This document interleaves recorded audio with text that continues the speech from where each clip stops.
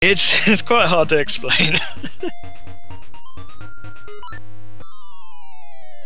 It looks like they're off. Yeah, and we're already synced up and everything, so we're good to go. Now, interestingly, only one of these runners is actually unbeaten in this tournament, and that is Vlack. He has yet to lose a single race. Yeah, of course, because from our Swiss phase, Vlack was the only player to get through unscathed. Even Sagaz was one of the 3-1 players to make it through to the finals. Yeah, Vlack was the only one that was 4-0. Yeah. And it's interesting too, because Sagaz has had better runs, Sagaz has had a 119 in this tournament, which Vlack hasn't had yet, but just overall, Vlack has been... I'd say Vlack has been the most consistent player in this tournament, up until this point.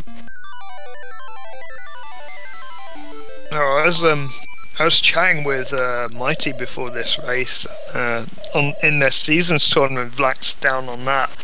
And man, I wouldn't put it past Vlack winning that one as well.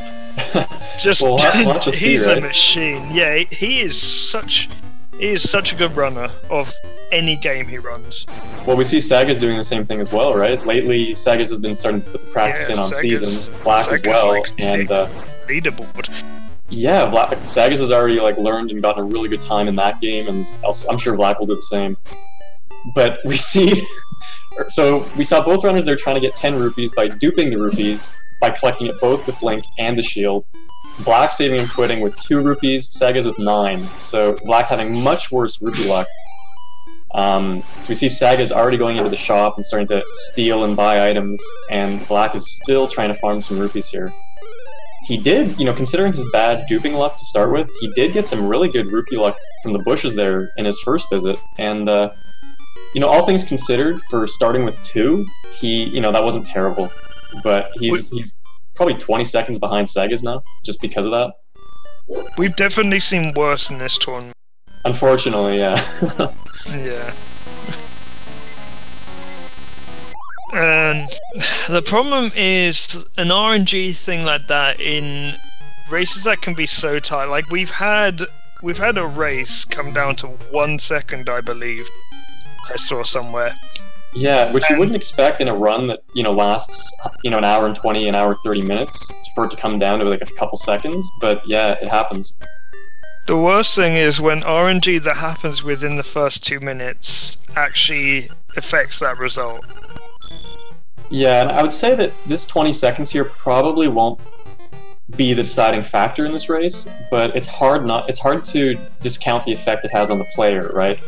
You're in the very first split of the run, and you have terrible luck, and you just have to try to not tilt. You have to keep it together and realize that, I might have had a bad start, but something could happen to Sagaz later, of course, I think the best example of this would probably be Xander, where I feel when he did his one of his races, he had such terrible rupee RNG, and it affected the way he played for the rest of the run, and it just tilted him. And that effect is probably bigger than the 20 seconds you lose from bad RNG. Exactly, yeah. I mean, I've been guilty of that too, where I'm up against a tough opponent, I get terrible rupee luck, and I just cannot keep it together, Because in your mind, you're already behind. Yeah, you knew going into it that you were on one leg, and you had to do everything as best as you can, and you're already down. It's hard to shake that mentality. But then, of course, both these runners know that they're on par with each other. They're both great runners, and they both know each other is at the same skill level, so they don't necessarily have to feel like they're coming into this at a disadvantage. And, of course, you have Vlack who, if he doesn't watch this stream, he doesn't know. Maybe Saga's got bad RNG as well. Exactly, yeah. Well, it's one of those things too, is if you're in your own head about it, and you've had really good luck even, you might think, oh nice, and now I'm ahead of my opponent, but you have to think, well crap, what if they got really good luck too? You get first try horsehead, and your opponent is bamboo. Well, we've seen a couple of races where runners will get both equally amazing luck. you know, like they'll both get first try early hookshot, or they'll both get like, you know, within the first 3 tries horse heads. And that's a funny mentality thing too as well, where you assume that there's no way my opponent got first try horse heads as well, but I'm waiting for the final where now this is my prediction for the final. They're going to finish 1 second apart, and they're both going to get, I think it will be 5-way shared blue ball world record at 17. I mean, I'm with you that I'd love to see that, but I don't know if I'm willing to make that a prediction. Oh, that would be hilarious.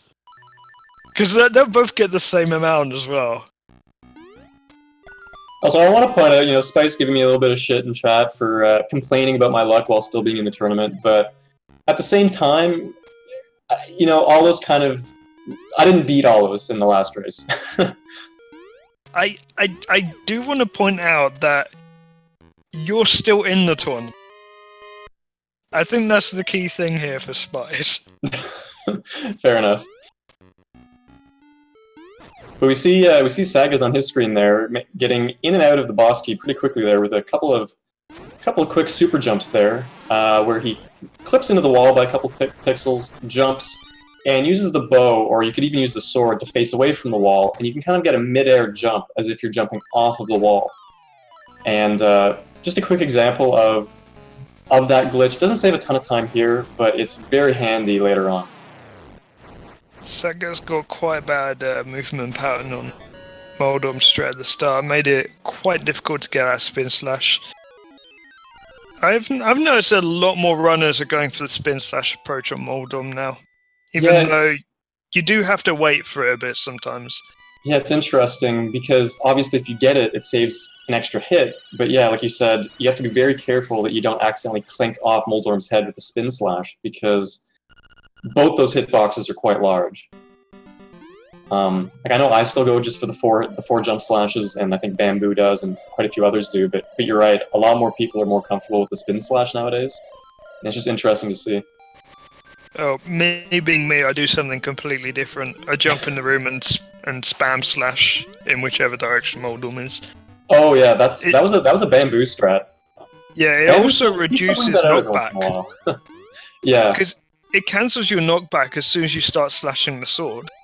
Well, and you can kind of hit Moldorm through his head, like when he first starts moving. Yeah. So if you're spamming sword, you can do that as well.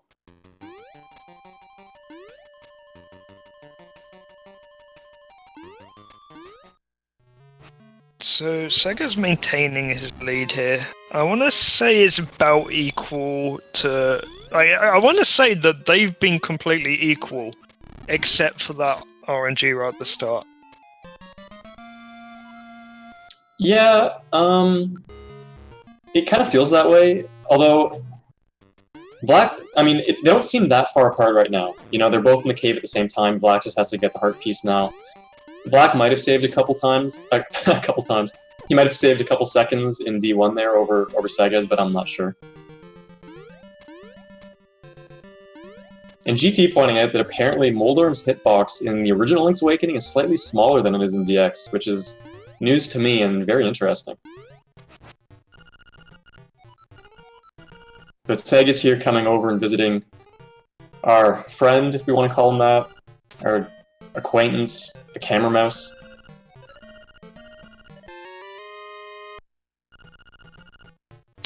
Speaking of bosses getting nerfed to different version, did you know the Genie in the Bottle in Dungeon 2 on the German version only takes 2 hits?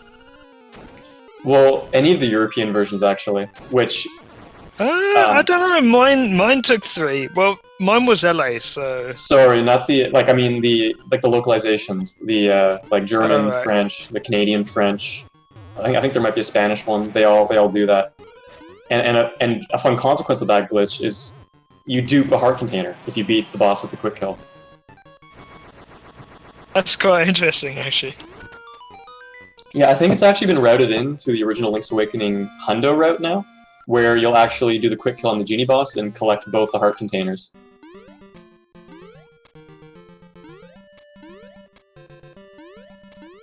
I never thought I'd see the day where localization was included in the speedruns here, except for Japanese, because Japanese text. Yeah, not English, not Japanese. Specifically, we're going to run on the German version. so I guess it only works for them because it saves them going for hard pieces. Yeah, exactly. And, you know, with Link's Awakening original having a bit more relaxed rule set than LADX does. Oh yeah, because we're not allowed to dupe items. Because I was going to say you can dupe Dungeon 7. Boss. Yeah, in the in original Link's Awakening, with the new rules, pretty much everything goes.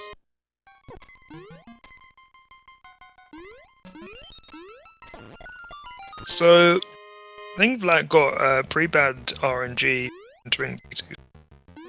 He might have gotten bad RNG on eating the flower and getting into D2, but Sagaz is at half a heart here.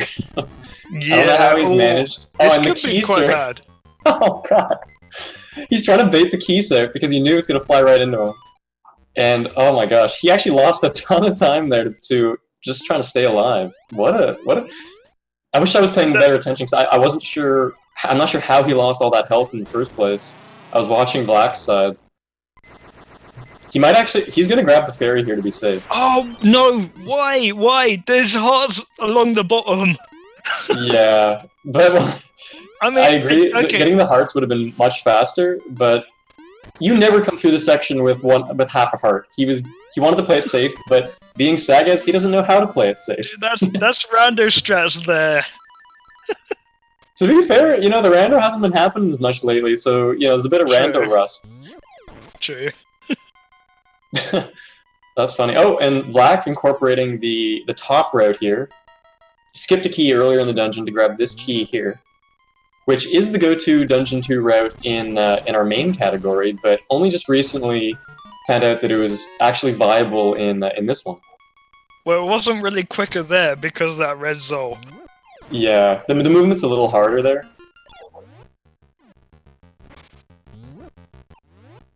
And all in all, I think it only saves maybe a second. I think Black said 53 frames, so it's not a big deal either way. And then lost about 100 on that Zol. Yeah. I love how they use bombs in this underground section. Yeah.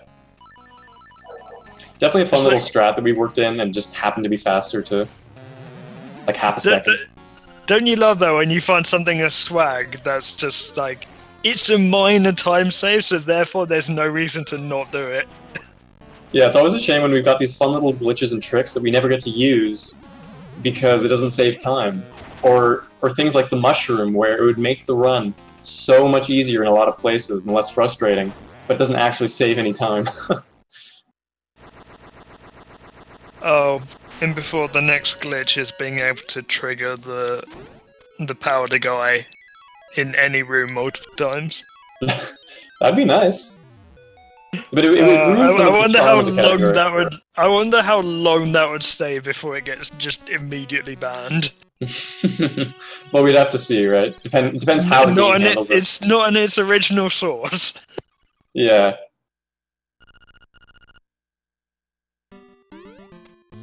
So let's see, Sega's left there at 13:28. And ooh, so they're only 6 seconds apart now. So Sagaz loses a lot of time to that whole half a heart fiasco. But I guess you have to be safe, because if he had died, he would have been behind. Yeah. By quite a bit. Yeah, like I don't blame him for being safe. But I think the bigger time loss there was before he even got to the health refills was dancing around that keys. Yeah, he should have just killed it.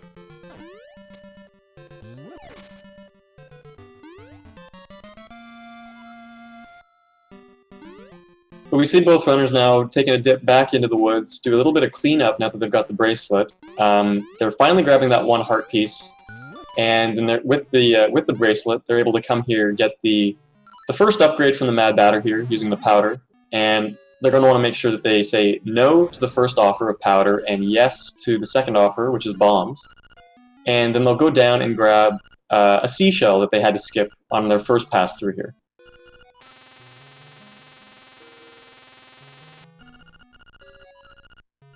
But that's more or less all the cleanup we do here between D2 and D3. Not a very wild section. Chat asking for a ROM hack where there's more pits in the mysterious forest. No.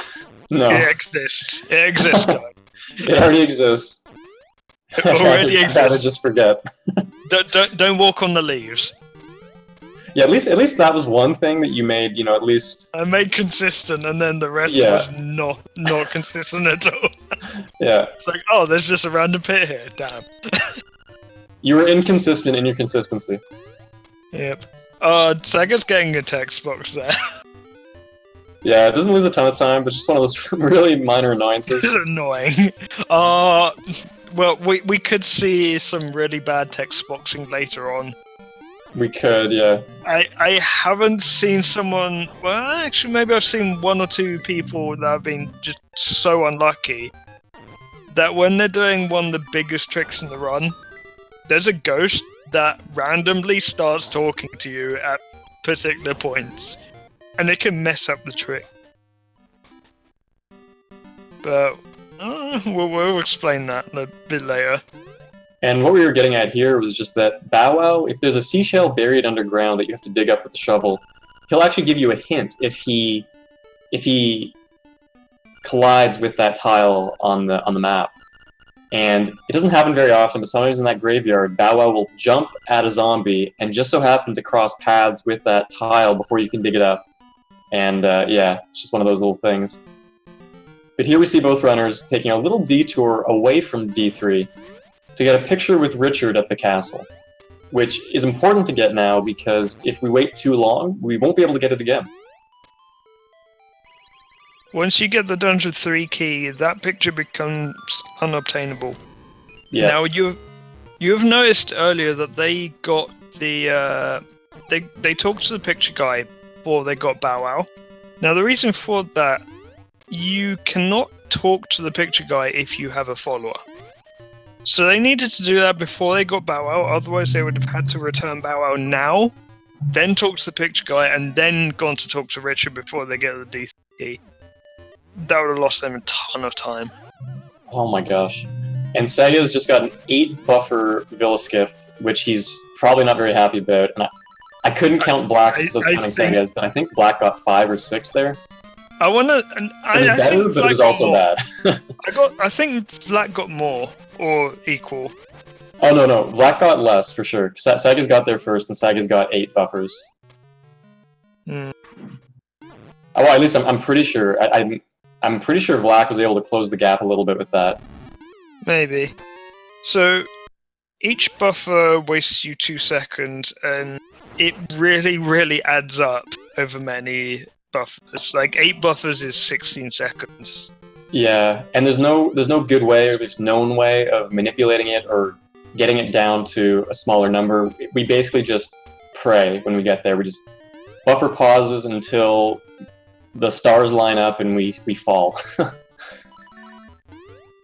Got a question in chat, which I'm going to respond to. I can confirm that Breath of the Wild is actually a ROM hack of LADX. Yeah, Crevone is our resident ROM hack expert. He knows how the lore of the history of all the games connect, and which game is based on which other game. So basically, most things are ROM hacks of LADX. Ocarina of Time is a ROM hack of Twilight Princess. They're all ROM hacks of my ROM hack. Of this ROM hack. Which is also a ROM hack of LA. It's really fascinating stuff. I mean, it's and like it ROM so hackception. Yeah. So this is a dungeon, and it's the only... Sorry, this is a dungeon. This is the only dungeon in this route where we're going to see our runners killing as many enemies as they can, and be able to kill enough such they can get a piece of power to drop, which Sagaz just collects here, and it's an item that drops after every 30, 35, 40 kills, depending on what point of the game you're at. And it increases your movement speed, it increases the speed at which you pick up objects, it increases your sword damage, and it gives your sword a knockback effect. Oh my god. Did you watch Vlack? Yeah, he failed the dong skip, unfortunately, which for some of us is easier to do than others, but yeah. He can retry it fairly quickly, but it still costs you, at least, 4 seconds, probably. He did something else before that with Piece of Power. He, Oh, did he grab the acorn? Acorn and Piece of Power dropped simultaneously, and he slashed at both. Well, he lucked out. Well, it's not luck, actually. It depends on which order they drop in. If you collect them both at the same time, you'll get the effect of, the priority of whichever one dropped. I'm not sure if it's first or last, but because we save and quit at the telephone booth before we enter, the kills that we get through D3 are very consistent, and the hits you take in the dungeon can be managed as well so that they're consistent. So if they spawn on the same screen, you typically know what's happened to get you to that point, and you can be fairly confident that you're not going to get the acorn. Yeah, because a Piece of Power will drop every 30 enemies without saving, quitting, or dying. And an acorn will spawn every 12 enemies where you haven't taken damage from an enemy. Pits and things like that are exempt from that, by the way. Yeah, it's not just damage, it's specifically a hit from an enemy. But we see there both runners getting the quick kill on the boss really nicely, and that is made possible by the Piece of Power. So we want it in this dungeon not just because it speeds up our movement and we get a bit of time back from that, but also because it lets us kill the boss in half as many hits, which lets us do those fun little bonks there to get to hit the blobs to land on our sword and just kind of kill itself. I'm actually quite fascinated about how much this gap between them keeps opening up and then closing and then opening up again. I know, I'm sort of watching both runners and I'm having trouble keeping track of the mistakes here or there, but we do know that Black lost a bit of time to missing dong skip once, so lost him a couple seconds, but I'm not sure if there was something else that went poorly for him that I missed. I wonder how different their routes are going to be before Dungeon 4. That's a good question. Because I don't think Black does early Rooster Skip. Sagaz does do early Rooster Skip, but he has been known to do normal Rooster Skip in a race. And Vlack, I am not sure if he's learned it yet. Vlack has learned it, but he's actually timed it to only save like so few seconds. Oh, that's right. Black's very confident in his Rooster Skip, and he doesn't feel that early Rooster Skip is worth the time save. So, I don't want to jinx anything. Touch wood. That's a saying in England. I have never seen Black fail Rooster Skip in a race. You don't want to jinx him, but then you go ahead and jinx him? What is that? I did everything to not make that a jinx or a commentator's code. You could have just not said it. Dude, like, I mean, my desk is wood. Like, our screen tuning, that means oh my god. I'm blaming you. Oh my gosh. I personally blame Matt. Okay, well, Node says that Black will probably do ERS, so we'll have to see. Okay.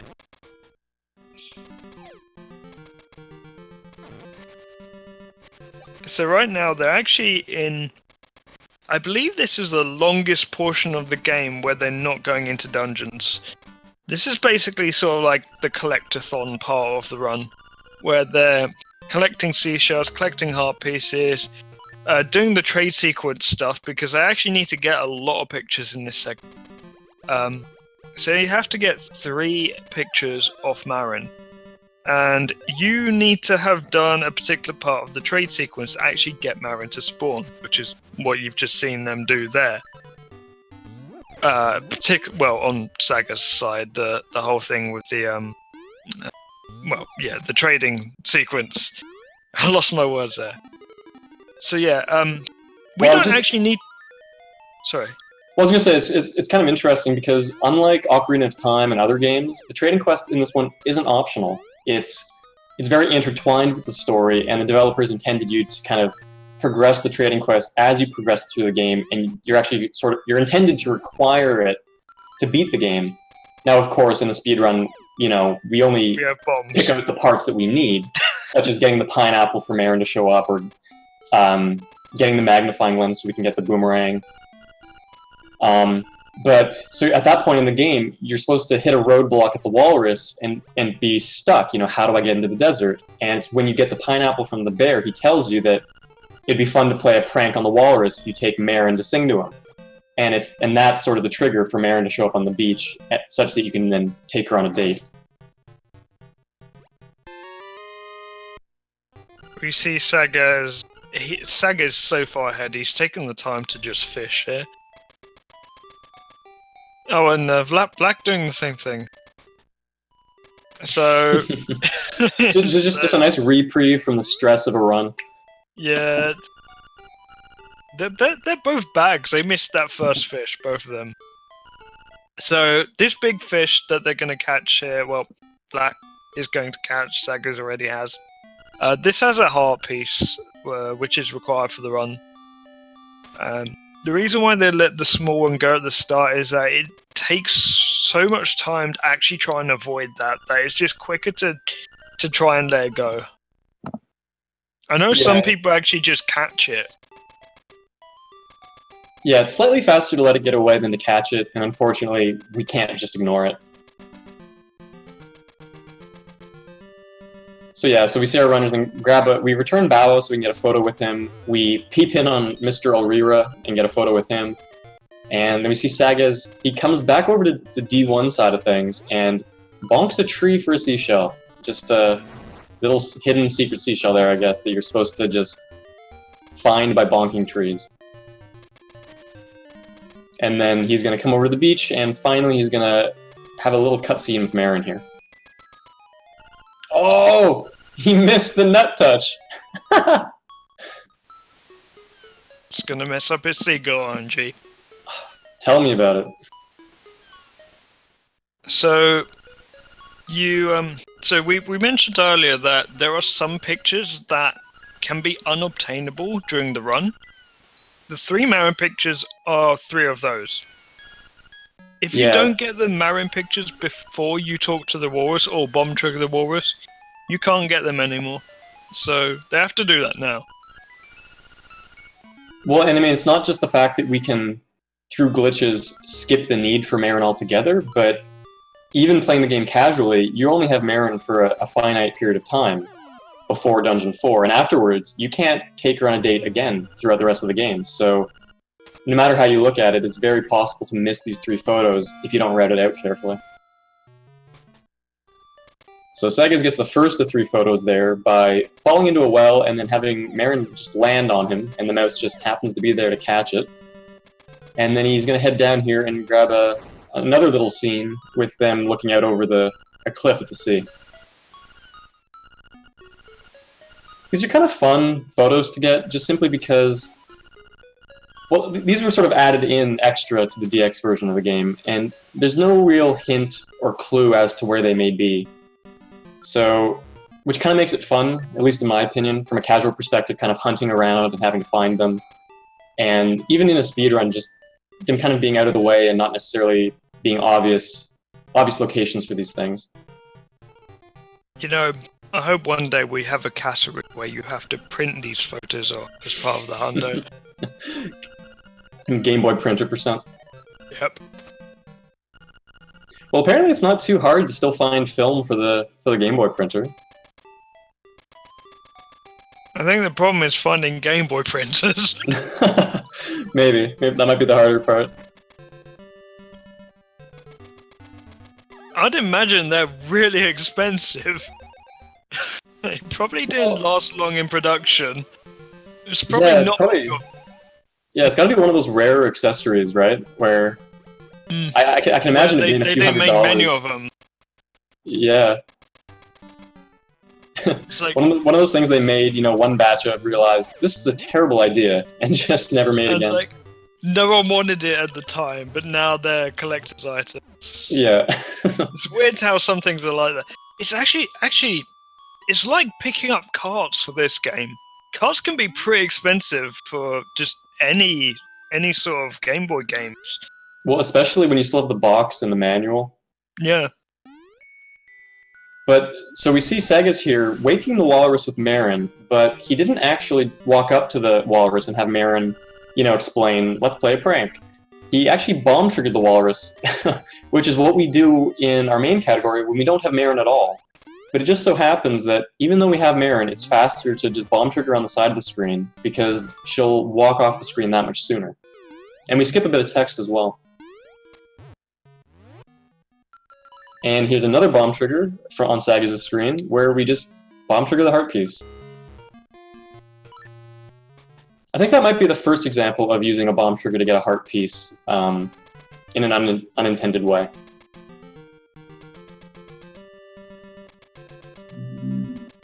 But with the walrus gone, we're heading into the desert, and Sagaz is going to bully a big sand pit into giving him a with a bomb arrow too. Bully it into giving him a key.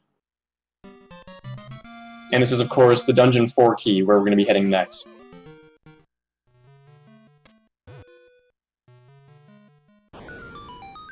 Oh. Did he miss it there? No, he's trying to... Oh my god, Sagaz, don't do this! What is... Why? So, normally we would bomb arrow that wall and then dash into the heart piece. Sagaz, instead, wanted to bomb trigger that heart piece for the swag of it. And to do so, you cannot use an arrow. Arrows, for whatever reason, will break bomb triggers. So he bombed that wall, waited for it to explode, and then tried to bomb trigger that by placing 2 bombs in short succession on the transition. And he just took him so many tries. Oh my gosh. You know what he lost from that? He lost a blue ball. He lost more than a blue ball, I'd say. He just lost a blue ball there. Oh my gosh. He was joking before. He was joking before the race about being swag, and I told him, you know, don't be too swag. It looks like it's coming back to bite him. I mean, Sagaz, this is a serious race. This is the final, for Christ's sake, of the upper bracket. I think it's a thing with the French runners. You know, they have a really hard time. You know, they want to be swag so hard, and it's so hard for them to just play it safe. but memeing in the most important match. Well, I wouldn't say this is the most important match yet, but it's a very important match for sure.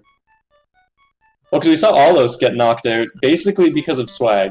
He had too much swag, and Sagaz is still in the lead here, but he cut his lead by a lot with that.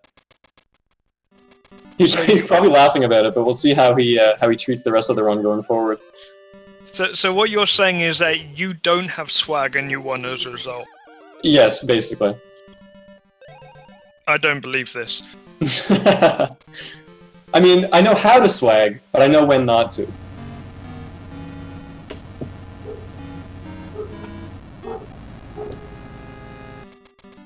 But here we see Sagaz warping back to the Dungeon 4 entrance with that that portal he activated after D2 coming in handy now. And I want to say it's almost certain that he's going to do early route skip.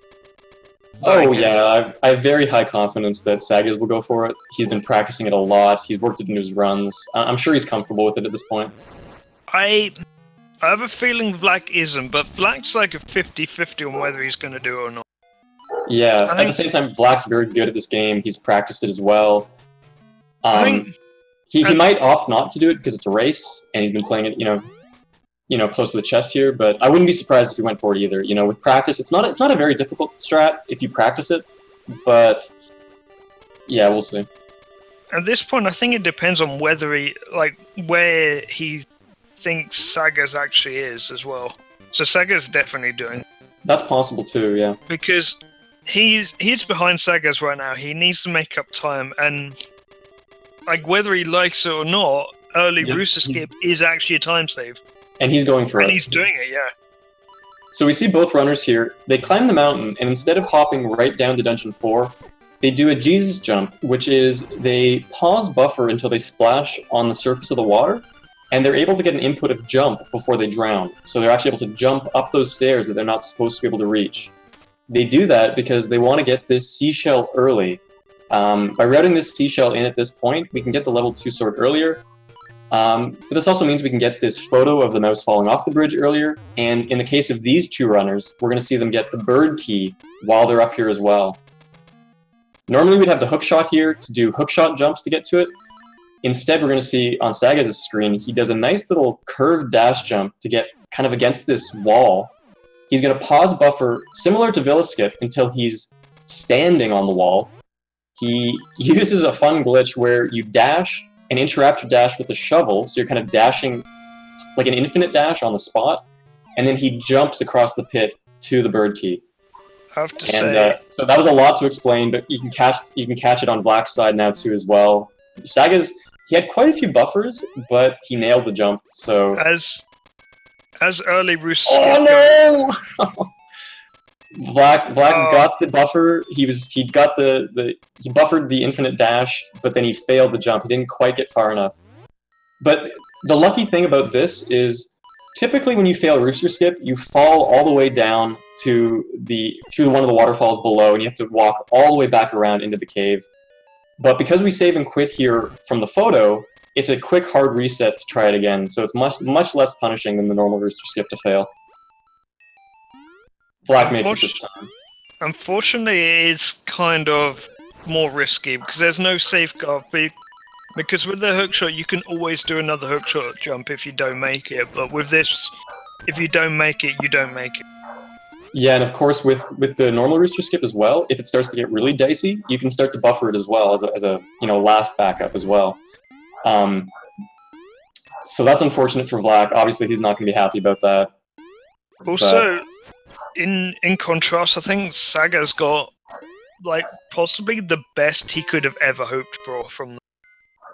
He took a bit of a risk at the start because he skipped quite a few frames before he menued, but he got it very, very quick. Well, yeah, it was very good, except for I think he had quite a few buffers, pause buffers, but yeah, it was a very good one. And while we've been talking, Sagaz has just gone and beaten Dungeon 4. It's we kind of just break this dungeon wide open, where we're able to skip a key, and because instead of fighting the mini boss and to get to the flippers, we do another Jesus jump to get across a deep water pool and instead get the flippers from the other direction. And we saw Sagaz do a really cool series of super jumps to get to the boss key, which we'll also see Vlack go for right now, where he's going to super jump, clink off the P-hat, and then do it again from the left wall, which lets us skip a whole underground section to get up here, and it looks really cool. That's, I want to say that's my second favorite super jump of the run. Yeah, it's really cool. And it's actually pretty difficult to do too, so it's not just for looks. I think Sagaz does my favorite one. It's the boots super jump in Dungeon 6. Oh, they might both do that actually. Well, we'll have to see. And then Vlack there cleaning up the Dungeon 4 boss, which is really, really easy to kill with bomb arrows. So he did a spin slash coming in, and then 2 bomb arrows was all it took. Meanwhile, Sagaz on his screen, he left D4 and got his second song for the ocarina from Mambo. Be careful what you say. It's okay. Ballad of the Windfish is unequivocally the best song. And I know no one would disagree with that. I think someone had to say that because it's the only way to end this disagreement. Well, so Wolfhouse was the brave soul who could come forward and admit that that's how she felt, and she gave me the strength to admit that Ballad is my favorite song. And it's just about being honest with yourself. I think it's more like, well, if my song can't be best song, no one's can. No one's song can be best song. Well, but maybe that too. So, but we saw. I was gonna say they both got the Mambo song there, the Mambo's Mambo, and it's an important song because it's the only one we actually use in the run, and we'll see our runners using it later to warp around the overworld a bit. So Sagaz is coming up to probably the hardest trick in the run at this point. Well, for the rest of the run at least. I don't know if you would argue rooster skipping harder, but this one is definitely pretty difficult. Well, I would say, so coming up is early magnifying lens, where typically you're expected, so both runners here now are grabbing the bra, they're giving the bra to the mermaid, and they're getting the scale. Now, normally you would take the scale to the mermaid statue once you've gotten the hook shot, because it's a gap you have to cross with the hook shot. But it turns out there's ways to get on the cliff edge such that you're able to use a super jump to get across, and it used to be really, really difficult to do. But nowadays, we use the Zora and actually use a shield bump to bump off of the Zora into position. So depending on which of the 3 positions the Zora spawns in, there's a number of setups that we have. And Sagaz not even going for a setup, he just did a single pause and went for it mostly unbuffered there and got it. That was so fast. That was so fast. So I was going to say that for each of the 3 positions, there's buffered setups that, you know, it's not terribly difficult to execute once you know them, and they don't cost a ton of time because you typically only have to buffer maybe 5 times or so. But Sagaz getting it basically unbuffered there, which is just so fast. This is also the trick that Ghost can talk to you and really mess you up on. Yeah. Also, we see Vlack here. He's buffering a save and quit menu until he gets the mermaid scale because he wants to save and quit and skip her final dialogue as well as her swimming away. It took him quite a few buffers to get it though, so I'm not sure if he really saved any time there.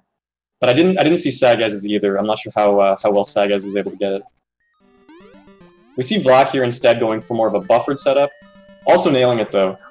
But so it's kind of funny. Vlack had a very good early magnifying lens there, but still lost time to Sagaz just because of how insanely quick Sagaz's unbuffered one was. So there's some swag from Sagaz that didn't bite him in the ass. So, you know, you win some, you lose some. I mean, I have to wonder, like, in another world, whether this run of Sagaz would have world record potential. I mean, yeah, it's hard to say. I mean, not in this run, but with his early rooster skip and with early magnifying lens. Yeah, it's just a shame he had the you know, kind of a bad start and then a bad D2. But you're right, he's had some really good parts mixed in there.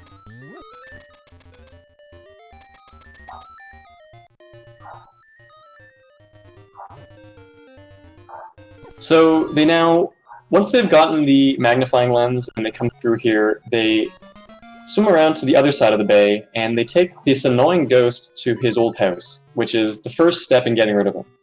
So we take him to his house, and then while we're over here, we go over to the beach, and once we have the magnifying lens, suddenly this gorilla shows up in that cave and is willing to trade us a boomerang, just because. And we give him the shovel in exchange for the boomerang. We can give him a number of items, but we don't need the shovel anymore at this point, so it makes the most sense to give it to him.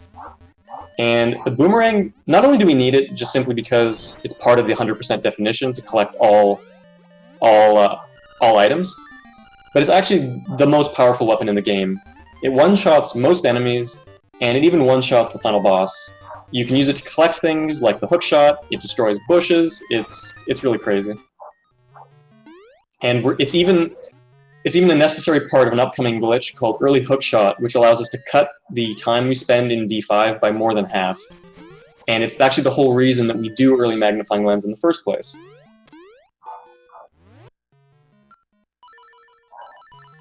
But here's Sagaz getting the... Zoomerang.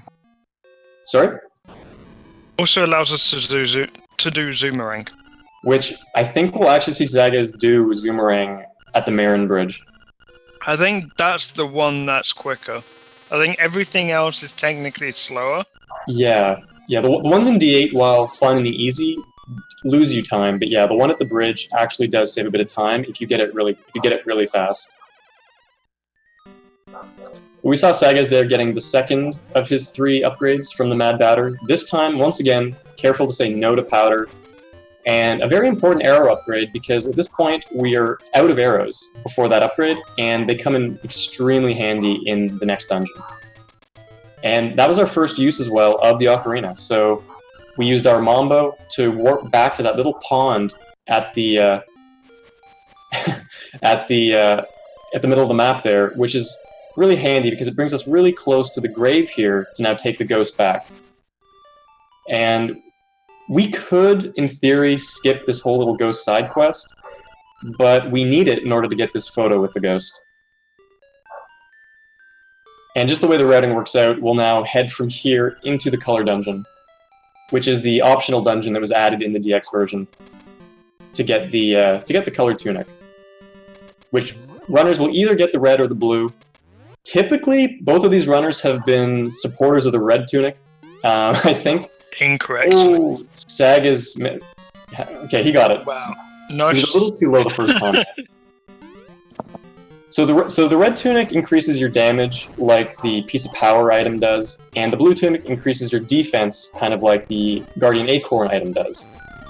And interestingly enough, in this route, both tunics are roughly the same speed if everything goes perfectly, but in general, the blue tunic is going to be safer and faster on average, because generally things don't go perfectly. Oh, Sagaz. Yeah, Sagaz getting the meme boomerang hits on the those Dal children, I guess. He knows we have him on audio. He knows he's in the lead. Yeah. Maybe he's gonna go for all these little swag things that he can. But yeah, so I think we'll see Sagaz actually go for the blue tunic. He's been really unwilling to adopt the blue tunic, but I did see him practicing with the blue tunic lately, so I think he had a bad run, I think, lately with the red tunic, so he might have switched because of that. And I'm not sure what Black's going to go for. I think Black will also go for blue tunic, but I'm unsure. You know, if there was ever an argument for blue tunic, it would have been Sagaz's Dungeon 2. Well, if only you could get that early. But what I mean is that it could prevent something like that happening again. Ooh! So Sagaz is going for the quick kill on the blob there, where if you buffer a jump into the room and then immediately jump again, you get into position such that you can just mash powder, and you'll get all 6 hits in without him even moving. But for whatever reason, you can't, like, the powder comes out kind of slowly, and Sagaz went to move away before the 6th powder had a chance to hit the boss. And he recovered it nicely, but that was a little scary. So, we just saw Sagaz save and quit followed immediately by a hard reset. This room that he's in right now, those rupees only refresh if you hard reset or exit the dungeon. Now, given how long it takes for us to enter this dungeon, it's so much quicker for us to just hard reset. Yeah, and I mean, I'm not sure what the developers were thinking, if it's an oversight, but we can just farm that room infinitely now, and doing so we were able to get 300 rupees really quickly, which we're actually going to use right after this dungeon to buy the 3rd and final Ocarina song from Mamu. We used to wait until Dungeon 5 and grab a 200 rupee chest there, and we had a couple other places to get rupees. But being able to dupe the rupees, or, well, I guess respawn that room and get more rupees, just saves a ton of time. Yeah, you want to be careful saying stuff that you're duping. Yeah. I was gonna say, we dupe rupees at the beginning of the game, but we don't dupe those rupees necessarily. We just kind of respawn them. And Sagaz, you know, Black killing that mini-boss with arrows, and Sagaz killing the final boss with arrows as well. Both, you know, kind of challenging bosses in their own right, except for the fact that the bow just trivializes them. Also, I wasn't really paying attention. He made the correct choice. Yeah, nice, you got the blue tunic. Black had a really good bingo room, and I wasn't really paying too close of attention while I was watching Sagaz's stream at the time, but Sagaz, I think, also had a fairly good bingo room as well. Yeah, he had a very quick one. Yeah, so we call it the bingo room, but it's that room with the 4 enemies that you have to slot into their colored spots there. And it can be really, really trolly depending on where the enemies move and how they bounce. And both of them going for it with the boomerang, which I personally find a little more difficult to control, but it has its pros and cons. But I'm sure they'll both be happy with that. Hey, it's that one seashell you could have grabbed with the boomerang. Yeah, unfortunately, probably not worth it. Nope, I wish it was. I'm going to find a way to make it so. There's gotta be some place we can use it. But we see Sagaz here now in the signpost maze, and he just got the sign there where you're supposed to have the hookshot, but again, we don't have it yet. But with a well-timed diagonal dash jump, you're able to get over there no problem, and complete the rest of this maze. It's a maze that, you know, it seems pretty simple at first glance, where you just, one sign points to the other sign, just talk to the next sign. But if you're mashing, if you're impatient, you can accidentally talk to the same sign twice in a row, which counts as a failure and means you have to start over all the way back at the beginning, which can lose you, you know, at least 30 seconds depending where you are in the maze. From what I hear, it's absolutely don't talk to a sign with the same button that you've got your bracelet on. That's what I hear for some reason. If you speak to a sign with the bracelet, you're not just speaking to it, the link will also grab the sign with the bracelet. And for whatever reason, doing that prevents you from turning away from the sign after you close the text box. So if you're mashing too quickly while holding the sign, you'll speak to it a second time. And it's just so heartbreaking to do by accident.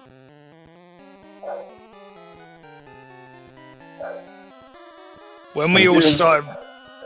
Sorry, go ahead. When we all started running this game, there's a few rites of passage you go through. Those that started before bomb triggers, one of them was double talking to a sign in the signpost mode. As well as going to Dungeon 4 without opening it. Yeah, I think we've all done that. Every single runner has done that in their time. Yeah, definitely more common in our main category of no squoo, but I remember it's happened in Hendo as well. I remember once before bomb triggers, I forgot to get the Marin song. Oh, really? Yeah. Well, to be fair, it's easy enough to just, you know, lose track of things and just walk past her, you know. I mean, well, she's in Animal Village there. Yeah. Well, it's like the number of times that you're in Animal Village or dashing past her to get to Armos Maze or such, it's easy to kind of forget where you are. Well, actually, if you complete Dungeon 6, she disappears from Animal Village. That's true. Then you have to go back to the main village and hunt her down. Well, actually, no, because the problem is that back then it was Dungeon 8 before Dungeon 7. So, you do Dungeon 8, she spawns up there, you do Dungeon 7, you're like, now where is she? You'd have to rescue her. Yeah, you eventually work out you rescue her, and then you're like, well, okay, now is she Animal Village or Main Village? Oh, that's basically run over. That was one of my first runs of this game. It ended in 2 hours. It was main category. So we see our runners here getting two very easy to forget things, where Sagaz is getting the Zora photo in Animal Village, which is so easy to forget and just take your usual path through the village. And Vlack there just got the heart piece hidden underwater in the moat, which not only takes a ton of time to swim around and get to, but we just route that in on the way. So we just warped. Like, it's very easy to forget about that moat piece and just continue warping all the way to Animal Village. So you have to be very careful to remember to stop at the waterfalls and go out of your way to get it. But both of our runners getting both items and making sure the runs are valid. But, ooh! And Sagaz getting the swag shield bump off the two Armos there into the staircase. That's really cool. I'll tell you what, that heart piece in the moat, there will never ever be a way that we can get that with it feeling good as a speedrun. Because it just really, really feels just completely inefficient. Because you're going all this way just for this one item. There's absolutely no alternative. We have to get that sort of then, because that's the quickest way we could possibly get in this game.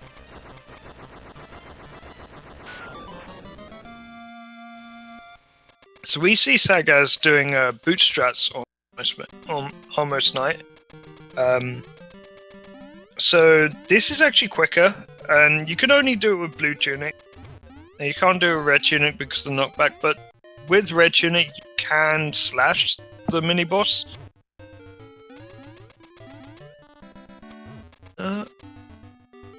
I've not tried Green Tunic.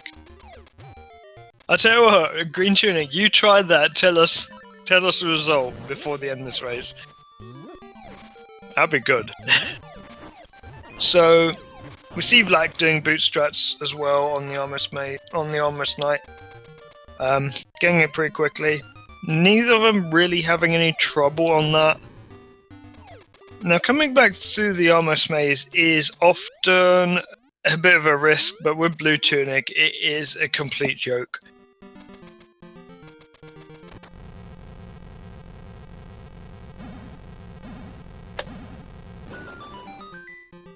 So we are actually seeing the gaps start to really open up here between Sagaz and Vlack.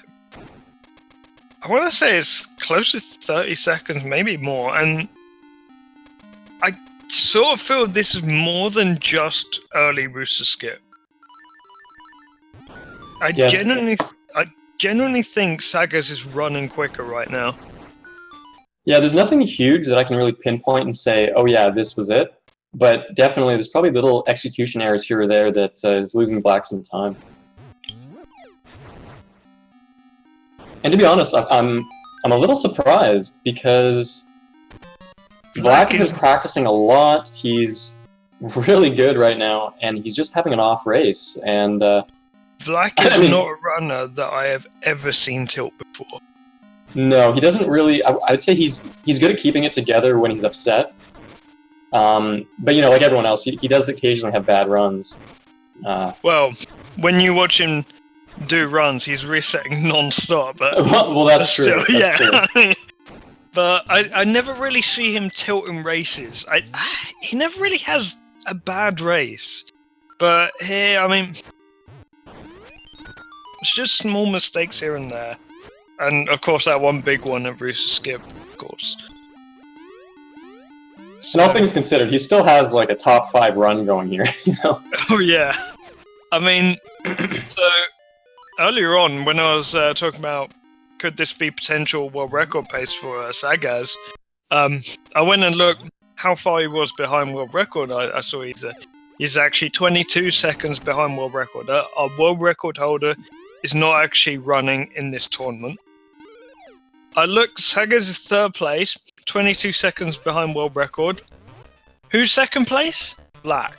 Vlack is 8 seconds behind world record. Yeah, so these guys are both phenomenal, and Vlack especially has been grinding. He's able to get world record currently, and he's been grinding for it. And he's been getting so close.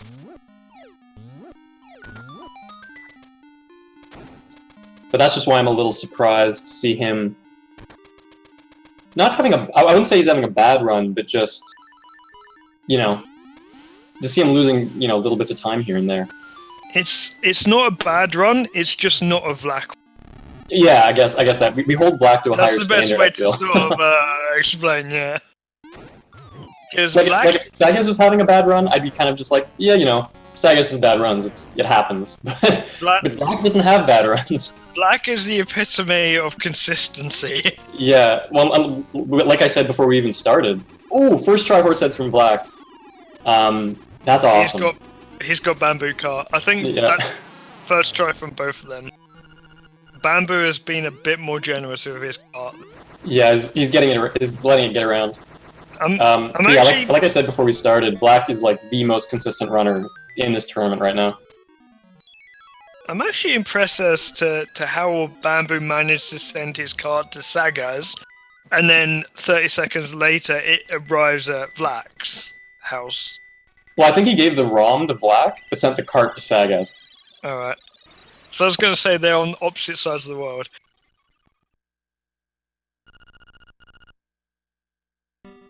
Oh god, the puns in chat. Oh my god. It's definitely Vlacking something.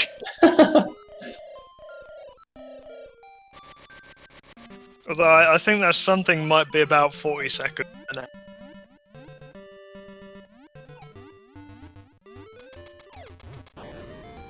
Keep those puns coming.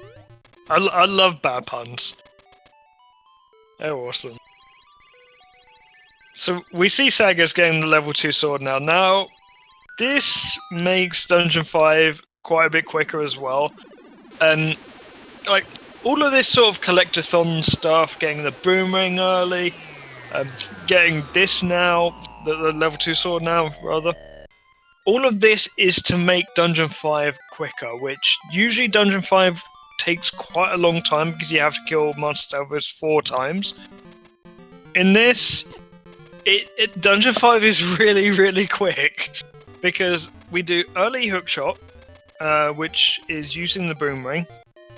We grab a key in the preceding room into the room where Master Salvos 4 normally is. Now, Master Salvos 4 normally drops a small key.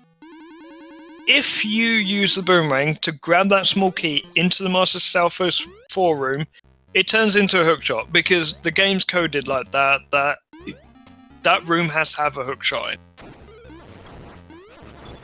Now, what the level 2 sword does is that we still actually have to fight Master Salvos later on in the dungeon after we've got the hookshot, that is. And instead of using bombs, we can just use sword beams. Well, and the thing is too is that not only does the level 2 sword make D5 a bit faster in that regard, but it also makes a couple other dungeons faster coming up too. So like in Dungeon 8, both the mini-bosses are killed in half the time.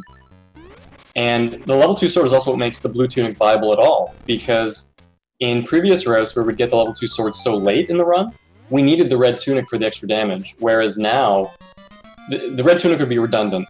Once you one-hit an enemy, it's dead. So the damage from the level 2 sword gives us the freedom to choose the blue tunic or the red tunic. Also, I want to point out that Vlack is 39 seconds behind Sagaz as of getting the sword. So not quite the full minute behind that we were kind of guessing that he was, but still quite a bit of time to make up. And there's still 20 minutes left in this run. It can definitely happen. And Sagaz is memeing so hard right now. So like Kravone was just mentioning, having the sword beams to kill to damage Master Stuffles 1 is really cool, but you need to have full hearts to do it. If you don't have full hearts, you can just pull out the bombs and the arrows and kill him with the bomb arrows. But Sagaz really wanted the sword beams, so he opted to farm for hearts, which is questionable because he lost quite a bit of time doing that. But there you go. So he gets to show that off. And we also saw Sagaz equipping the hookshot on B and the feather on A, and taking advantage of a quick shot, or whatever we want to call it, where if you press hookshot and feather on the same frame together, you'll be kind of in this glitched jump state when you hookshot, and you'll hookshot across to the object at double speed. And it just saves a bit of time here or there. And the other nice thing here about having the early hookshot is we're able to get the boss key without doing what we like to call a dumb jump in our main categories. We're able to just use the hookshot kind of as intended, just far earlier than intended. As a community, are we just finding any glitch that uses hookshot and calling it something shot? Yeah, pretty much. Like bookshot. Bookshot, quick shot, early hookshot, yeah. I guess it's the same quick fast. Orang as well. Zoomerang, yeah. Boomerang. Well, we like portmanteaus like that. So we see Sagaz here on the Dungeon 5 boss, and trying to get 5 hits in a cycle. He gets 4, which is awesome. Yeah, so he's able to get 4 hits on the first cycle, 4 hits on the second cycle, and that's it. And this boss is really the biggest reason why you want to have the blue tunic rather than the red tunic. Because the knockback effect the red tunic applies makes it much harder to get 4 hits in per cycle on the boss, just simply because of that cooldown period between hits. Where it's possible to get a 2 cycle with the red tunic, but with the blue tunic, it's pretty much guaranteed that you're going to be able to pull it off. Which makes this boss consistently faster. I have only ever known one runner that's able to consistently two-cycle this boss with red tunic, and that's vlackSR. Well, to be honest, I'd say that like nowadays, like Vlack, Sagaz, Say, like these top tier runners, they can consistently get a a 2-cycle red tunic, but it's partially luck as well, because if you pull the boss's head out and it's a short pull, there's simply not enough time to get 4 hits, no matter how good your timing is. So it's not purely your execution. I think the way I think of tunics right now is that if you're doing a run for like a world record where you're gonna reset if you get bad RNG, for instance, that's when you'd use red tunic, because red tunic is actually technically like a small amount faster. I think if everything's perfect, you save 80 frames, so like just over a second over the whole run. I think for a race, you definitely want to be using blue tunic, because it's an 80 frame loss, but again, it's the security of not dying in stupid places. Well, I think even for PB attempts and world record attempts, unless you really want that 1 second, you wouldn't pick the red tunic, you know? Well, top runners would. That's the thing. No, but I think like once you've got a world record that's got first try horse heads, first try early hook shot, perfect RNG, everything, then you can worry about that 1 second, because the amount of runs you'd lose to bad things happening with the red tunic wouldn't be worth it. So I think Sagaz failed obstacle skip after he fell in a pit and then just charged through. I'm disappointed. He didn't even try for the obstacle skip after he fell in the pit. For all the swag we're seeing. I might be mistaken. Oh, Sega's not going for the new spice strats there in that room. Because it's slower. And it's not new. We've known that for ages. No, it's new. Credit it to Spice. Give Spice all the credit for it, and Sagaz didn't go for it. It's not new. It would have been swag. People don't do it because it's not quick. It's like water invincibility. People don't do it because it doesn't do anything. Well, I think if it's first try, it would actually be faster, and then you equip the boots. Sagaz was saying if you get it first or second try, it's faster, but if you had the mushroom, so many things would be faster. Oh god, I wish the mushroom in that room would be really good. Wait, Vlack's got the boots out. Did he do the new strat? or did he just like doing the boots? I don't know. I think he just equipped the boots. He's one of those guys. Okay. What, one of those guys that also uses sword on A? I was gonna say TGH used to do that too, where he'd do an extra menu to equip the boots and the bracelet before D7, and I'm assuming that's what Vlack did there.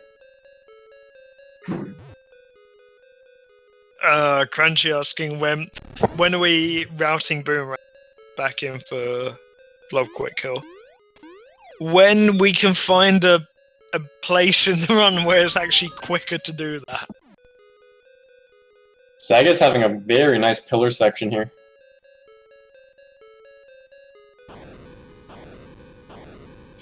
Oh, Vlack also 2 for 2 right now. Vlack went for some serious swag there. Oh my gosh.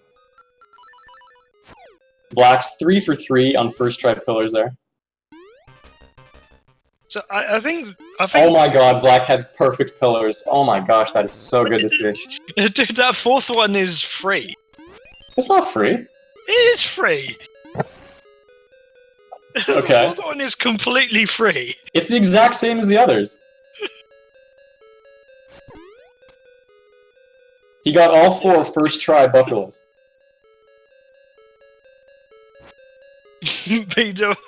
I think you don't really understand how the fourth one works if you think it's free. It depends on the timing. Yes. I remember when we it's free in the sense that you can backup buffer it, but if you buffer it, sort of resets. It sort of resets a particular cycle. That's the way I think of it. There's no cycle. I don't know. It's like okay, it's okay. The best way I can explain this: when bomb triggers were first found, we were first doing this fourth pillar. It wouldn't work at certain times. Like for some reason, like you'd be able to do the same inputs, and it actually just wouldn't work. And we found if you do a pause buffer, it actually would work every single time. So the pause buffer does something, and it's not just lining up the placing the bomb at the same time as you exit the screen.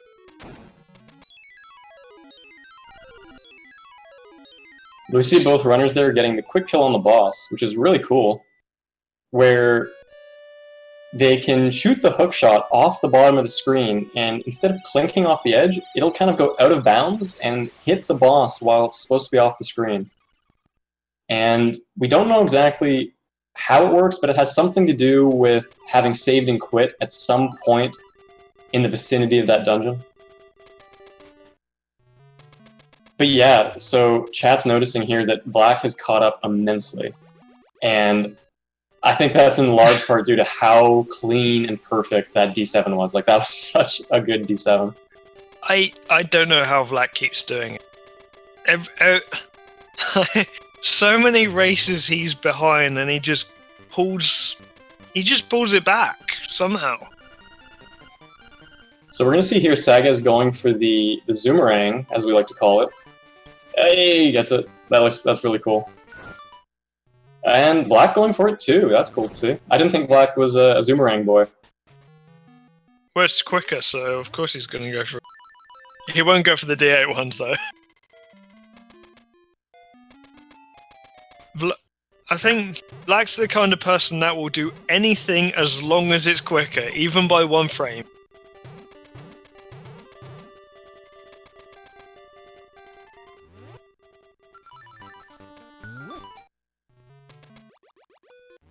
So we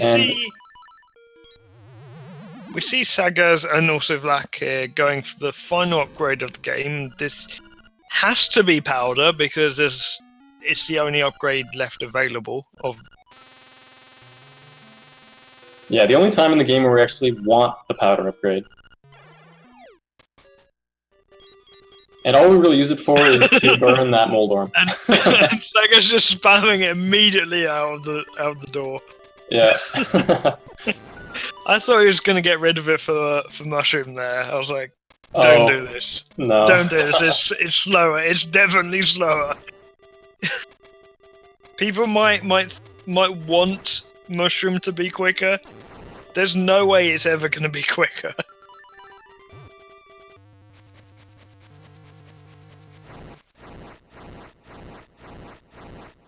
So, apparently we missed it, but Sagaz got bad RNG on Goomba Surf. And that's how Vlack caught up. Vlack was going for an unbuffered bomb trigger on that turtle head instead of buffering it. And I'm not really sure why. It took him quite a few tries to do it. It must be something he's usually pretty comfortable with that just wasn't working for him right now. Yeah, I found a lot of runners have sort of different setups for different, and it just depends on what they find easier.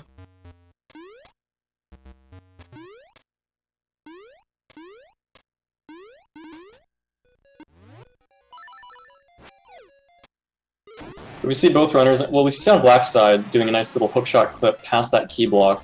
Sagaz also had done the same thing, and then which lets us get to Blano a little bit early. We don't have to get a key first, we can just come here and immediately get the magic rod.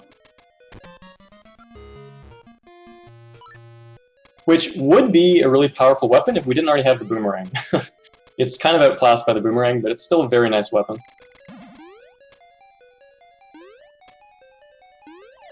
I have to wonder, has anyone actually integrated Bookshot into any percent no scroob yet? Yeah, we do that hookshot clip in main category as well. I didn't know if anyone had done a run with it yet. Oh yeah. Yeah, like back when main category was still relatively active, people were doing runs with it. It was like the new Dungeon 8 route. And then just when we all started running Hundo instead, we figured out how to route it into this. I actually wonder what everyone's going to be running off this tournament. I wonder if people are going to stay with Hundo or go back to the main category. Well, I think a lot of people are taking a break in general and just running new game. Like with the Oracle of Seasons tournament coming up, like we mentioned, Vlack and Sagaz are both going to be participating in that. Bamboo That's Shadow's definitely going to be one to watch. Yeah. Some people are learning some just non-Zelda games. But yeah, it'll be interesting to see if anybody sticks around and just learns a new category or just runs something different from Hundo.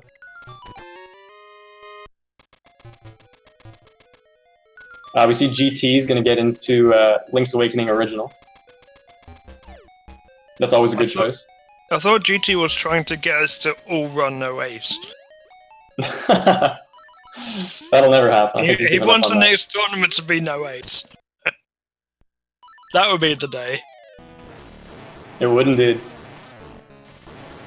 So yeah, if anyone enjoys this tournament so far, the LADX tournament, I think you will most likely enjoy the Seasons tournament. So definitely go and check that out. Yeah, it's a really fun run to watch, and if you can do such a thing, it'd be awesome for us to kind of pass the baton off to the Oracle Seasons community, because it's a really awesome community, and that's going to be a really fun tournament to watch. Why was Sagaz buffing there? Was he trying to avoid text? Yeah, he was trying to skip the hothead text. I didn't see if he got it, but that's what he was going for. I think he did get it. But they're pretty much even now. Yeah. They're even. Black is only 2 seconds behind boss. They're only 2 seconds apart, so this is... This is gonna be... They're as good as tied. Oh no. Wow! Oh no, Aghanim. So Vlack has had a really good D7, really good D8, and he's closed the gap. I mean, it's not just Vlack having good dungeons, though it certainly helped. But you know, Sagaz has also been letting it go a little bit in this latter half of the run, and wow. I think Sagaz has been taking his lead a bit too much for granted. Yeah, and I think a couple of those little swag things that he's been attempting again and again and again have come back to bite him now, maybe. Yeah. Like there was bomb triggering the heart piece below Landmolus, there was trying to get the sword beams in Dungeon 5, and I feel like there was one other moment where he was attempting something over and over again. I think sword beams in Dungeon 5, I think you could say that's okay, because sword beams is actually just plain quicker on the boss. It's only quicker by a menu. I guess.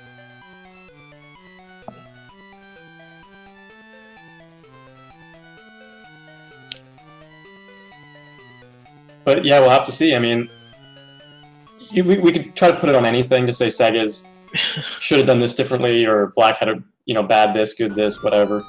But they're both tied right now, and they both have the final boss coming up, where there's just loads of luck involved. They both have Aghanim coming up, who can give one blue ball extra to the other, and that will decide the race. Well, yeah, they're only a quarter blue ball separated from each other. By a quarter, Express actually means an entire blue ball. Yeah, we can't actually split them, so... But the thing is, like, one blue ball is 8 seconds that you lose, and it's the second phase of the boss. There is some RNG later on. It depends on whether they do Death Wish Skip, actually. Well, let's see how this goes. So, I think first thing first is the blob quick kill. Sagaz gets it, and Vlack gets it. Okay, so they're still tied. Oh dear. we're still on pace here. In before 17. Because that could have been an 8 to 10 second swing just there alone if one of them had missed the blob quick kill. In before 17 blue balls each. So they both have 2 free reflectable shots, and everything after this point is now 50-50 reflectable or blue ball. 1 blue ball for Vlack, 0 for Sagaz. Oh, 0 blue balls for Sagaz. Vlack still has 1 hit left. So Vlack was actually 1 blue ball behind them. Oh, 2 blue balls for Vlack. This is not looking good. Wow. And Sagaz is going to be going for Death'll Skip. Let's see if he gets it. 3 blue balls for Has Black. he done it too quick though? I'm not sure. He's killed the boss. Oh no, all you have to make sure is that you have bats on the screen. So he's fine. So he gets it. And he gets it, okay, so... Sagaz unfortunately got Death'll Skip, So- and he's done. Sagaz Black's won this. still getting blue balls. This is Black's just still getting blue balls. insanely That's- bad luck. That's bad. So, Oh my gosh. Wow. Sagaz not sub 120ing. But what a good run. He almost got a 119. 120.02. Wow. Wow, that was so And close. he's in the GG, channel. GG Sagaz, how's it going? Sagaz. How do you feel with that one? I lost 15 seconds at the beginning, and all the rest was good. Like, It was I a very go- good race, except for all those moments where you reattempted swag over and over again. Oh, and Dungeon 2. Black finish. What happened to Black? I didn't spoil anything. I was like, at the beginning, I was like, I already lost, so I'm gonna do things. So what happened was, Black failed early Rooster Skip once, and that kind of put him behind, and he was sort of 40 seconds behind you the whole race. Oh, And but then also he had a much better D7 than you. He had a better D8 than you. You were 2 seconds apart going into the egg. He got blue balls. okay.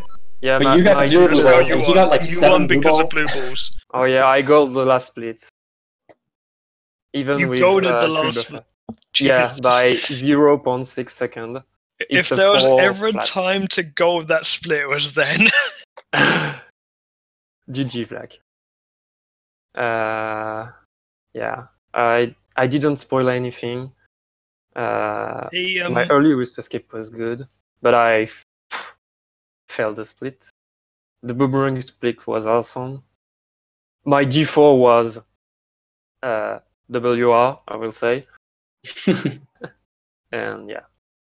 well, yeah, Vlack also had bad RNG on rupees right at the start, but I was saying halfway through the run that your run on another day could have been world record pace, especially with that early magnifying lens and early Rooster Skip. Like, Yeah, I mean, those other than two are D2, done on the D2 best was- run, that's a world record run.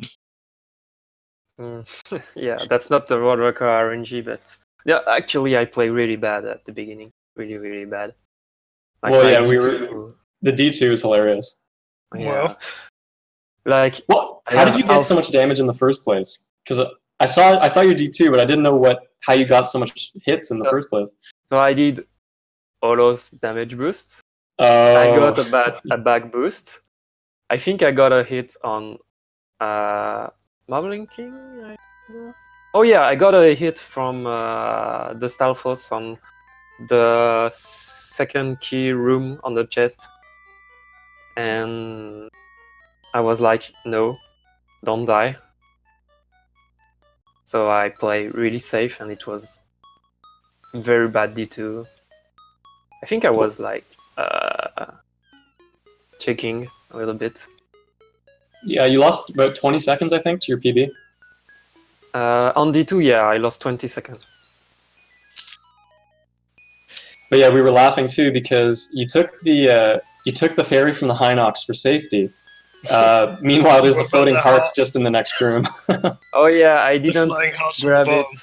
I didn't grab it because I was like, did it screw up the ghost? Not quick kill, but the quick ghost thing. I didn't know that, so I was like, I'm not gonna try I it don't and think it just grab does. the ferry. I've taken that in Rando and it's been fine with ghosts. Okay, I didn't know that.